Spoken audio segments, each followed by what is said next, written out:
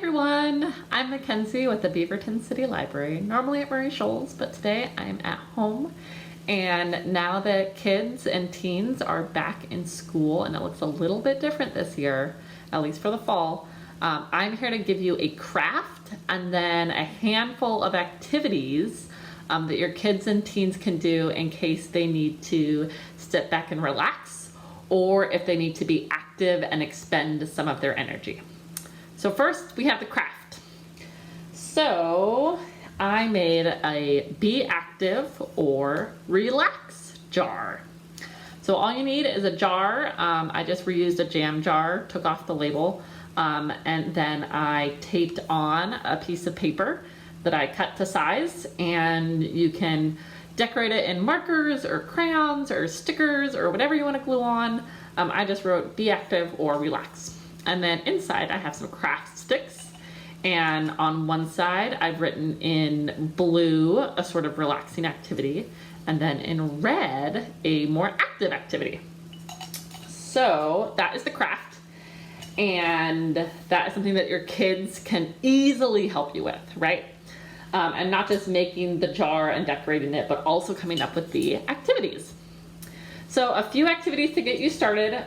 Just remember that these activities should be fun activities that your kids enjoy. So feel free to use these activities that I share with you, or to make up your own activities that you and your kids come up with together that your kids are definitely going to enjoy. All right, so first let's start with the relaxing activities.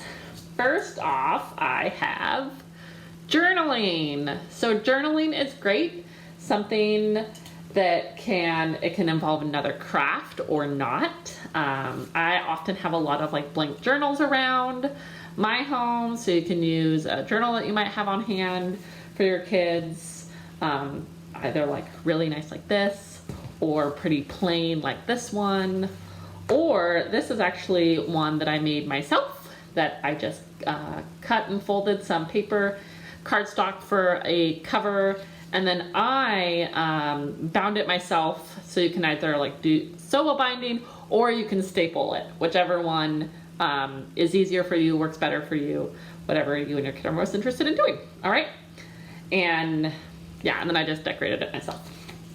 So journaling is great because it really helps kids and adults process feelings, which I know we have a lot of feelings right now about everything that's going on, right? Next activity is yoga, and this is kind of a mix of like active and relaxation, right?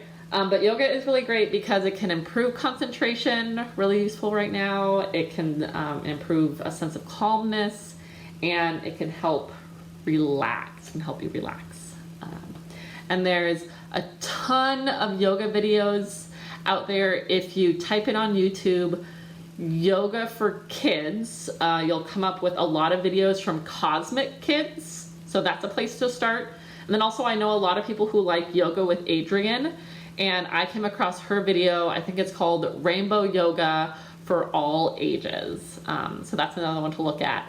And then because yoga videos are usually appropriate for all ages, I really like Sarah Beth Yoga. That's usually what I personally use. And she's got a ton of like 10-minute videos, and some of them are marked as beginner. So just like little short guided yoga exercises that you maybe and your kids could do together, right?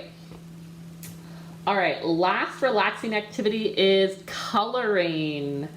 So coloring has become really, really big in the past 5 to 10 years as a way for kids and adults to relax. And you can buy a coloring book. If you have a computer and printer at home, you can print off coloring pages to whatever your kid wants.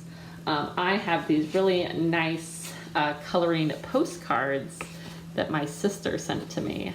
So that's probably what I would color. And whatever your kid likes to color with, whether it's crayons, markers, colored pencils, and sort of whatever works best for the coloring page. So like for these, because they have such fine detail, I like to use markers on these. All right, so those are your 3 relaxing activities. Next, we have our active activities. So just on the other side of these craft sticks, I wrote in permanent marker. And our first one is ride bikes.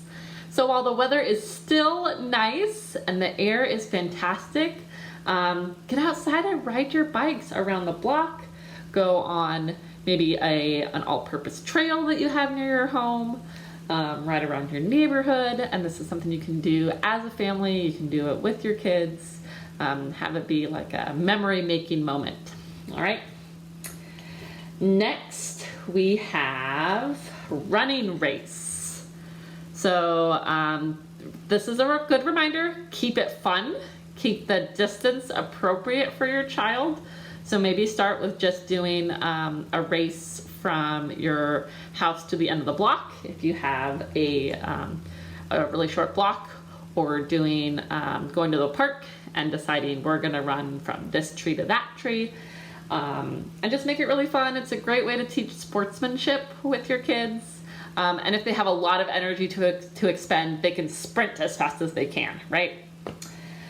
And last one is dance party. So if they just need a break and need to expend some energy, and maybe you can't get outside, or you've been listening to some really great fun music, turn on the music and get a dance party going in your house, right?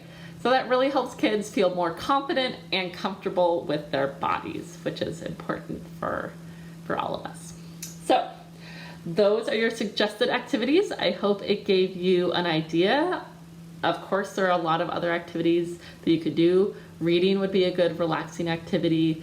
Doing jumping jacks would be a great active activity, right? So make your Be Active Relax jar with your kids. Think up some activities, put them on your craft sticks, and just give your kids a chance to break from everything that's going on. All right? So I hope this was helpful, and we'll see you next time. Thanks, everyone.